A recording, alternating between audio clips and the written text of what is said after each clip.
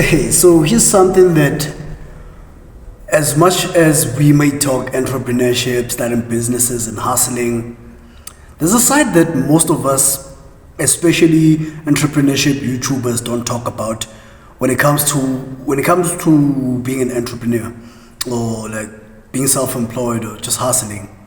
It's the fact that it's so boring. Yo,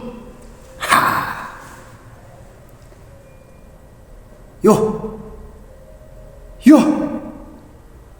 Ha! Hey, being an entrepreneur is boring.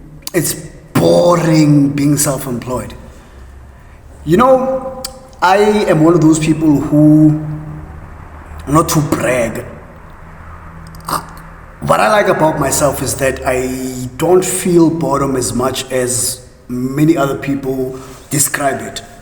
Like how people describe being bored, I don't usually experience that. I don't know if to call it an emotion or a feeling or a state of mind. But for me personally, I don't feel bored as such, but I'm able to acknowledge that being self-employed is absolutely boring. And I can actually understand why a lot of people don't stay consistent in being self-employed or in hustling, or why some people don't even want to do it.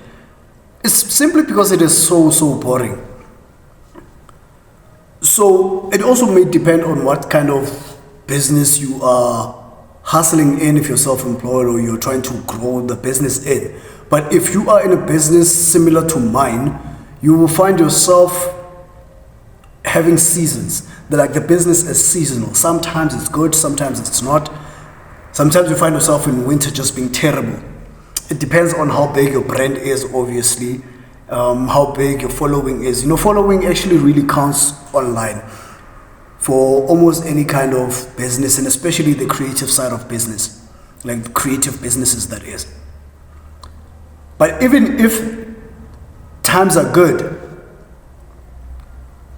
you make your money, you get your customers, you will be comfortable. But I think about 50% of the time you spend as a self-employed person is in boredom. Oops, excuse. Yeah, it's very boring because you might have to be the marketing person in your small business. You have to be the salesperson in your small business. You have to be the customer service in your small business. And if you are like me, you have a shop, but you hate cleaning, you have to be the cleaner of your workplace. And all of those activities are very boring. We glamorize entrepreneurship online. We glamorize having businesses. And if you pay attention on your own social media pages and you see people who are hustling, whatever they are selling, if they're selling products or they're selling services, they are always posting with candles in their captions for them to have more customers. They're just always posting stuff like they appreciate the friends that support their businesses. They appreciate the strangers who support their businesses more than their friends. And most of the time, when these people are posting these things, they are experiencing a downtime at that moment. Like nothing is happening, to the point that it even gets to their emotion, it gets to them. In 2022, I started doing this thing as just a joke, but I've now started doing it almost all the time, as part of me entertaining people that I have, especially on WhatsApp, because I don't post these videos on other social platforms. I recently started doing it on TikTok, but it's just basically me threatening people in a playful manner. And I pick up this Zulu character where I just say to people, mina bangithanda ngashaya. Ngashaya because I was a shop yami uzosupport business yami. So ngizokushaya. And I just play around with me threatening people that I'll beat them up for not supporting my business. But I don't actually mean that. And that is part of me just, sharing the frustration that I may have about being an entrepreneur. A lot of people who are self-employed are very frustrated with people, especially because people also don't respect small businesses.